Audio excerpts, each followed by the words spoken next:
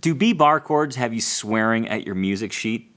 If that's the case, I've got a perfect exercise for you that's going to help you with your ring finger strength and ultimately having a good, clear sounding B bar chord. And if you stick around to the end, I'm going to play through the exercise at 3 different tempos so that you can play along with me. All that right after this.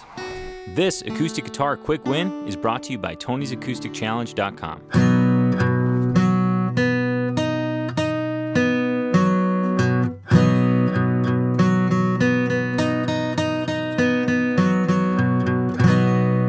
B chord is, well, I'll say that it's definitely a thorn in my side. I'm going to share with you an exercise today that will help you not only identify where your B chord may be weak, but also, of course, build strength in your B chord so that when you see it in a lyric sheet or something like that, you don't have to avoid it at all costs. You can actually plow right through and play a good, confident, strong-sounding B chord. So this exercise we can divide into 2 halves, but first, let's just get on the same page and identify what exactly I'm talking about with the B chord. Well, your index finger will be on the 2nd fret of the A string, and your ring finger will be responsible for fretting the D, G, and B string on the 4th fret. So that's going to sound like this. Now I'm muting that high E string here because I can't really actually fret that consistently. If you bend back your ring finger, you can, but it's one of those things that doesn't feel like very comfortable for me. So you know what? I just took the string out automatically. Or rather very quickly. So the first part of the exercise, and the reason I wanted to go over this chord shape with you is that the entire exercise is based around this chord shape, and you're going to be holding it down through the entire exercise. So let's divide the exercise into 2 halves. The first half will be based on quarter notes. The second half will be based on eighth notes. So the first half is all about quarter notes. It starts off with a strum from the A string all the way through that B chord.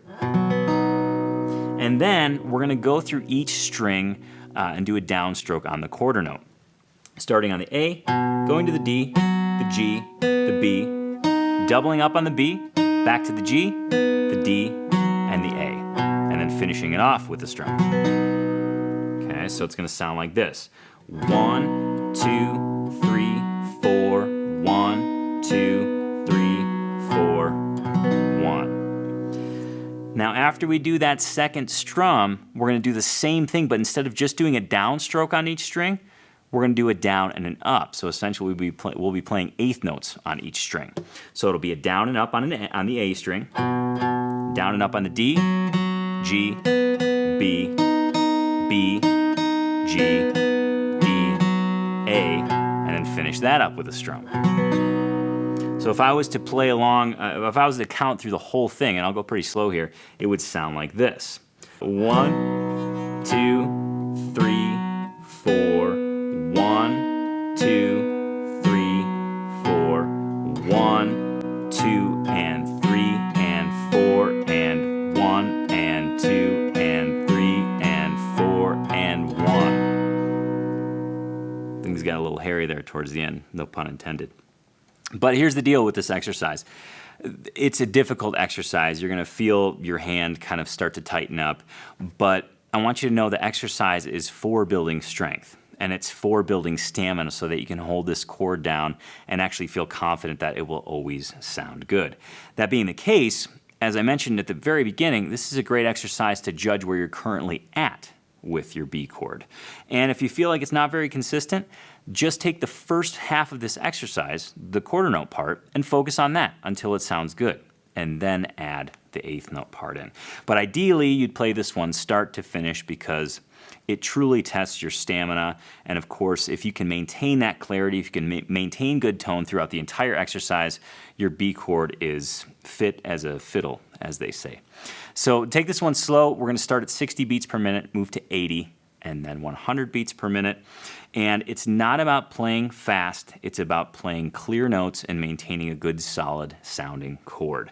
So if you keep that in mind, again, take your time and have fun with this. As difficult as bar chords can be, just know that every time you work on this exercise, you're going to be getting a better, stronger bar chord. And then pretty soon, bar chords won't even be an issue for you.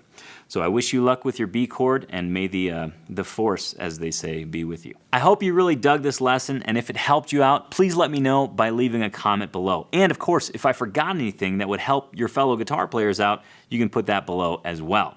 And one more thing. If you like this lesson, you're absolutely going to love my 5-day acoustic guitar challenge. It's a brand new acoustic guitar exercise delivered to your inbox for 5 days straight. It's going to help bolster brand new techniques, really ramp up your practice habit, and give you stuff to add to your playing nearly immediately. All you have to do to sign up is click the link in the description or here in the video, and within 10 seconds you could be playing your very first acoustic guitar challenge exercise. I hope you try it out, and I can't wait to see you on the next lesson.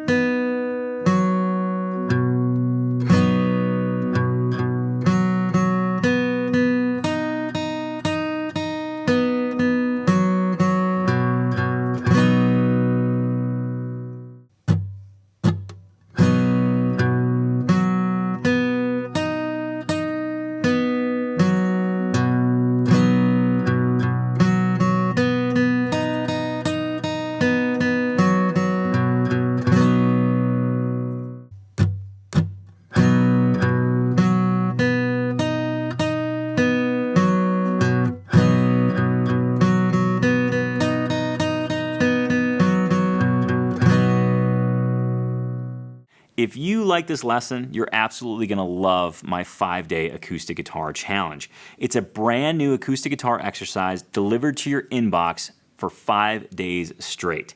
It's going to help bolster brand new techniques, really ramp up your practice habit, and give you stuff to add to your playing nearly immediately. All you have to do to sign up is click the link in the description or here in the video, and within 10 seconds you could be playing your very first acoustic guitar challenge exercise. I hope you try it out, and I can't wait to see you on the next lesson.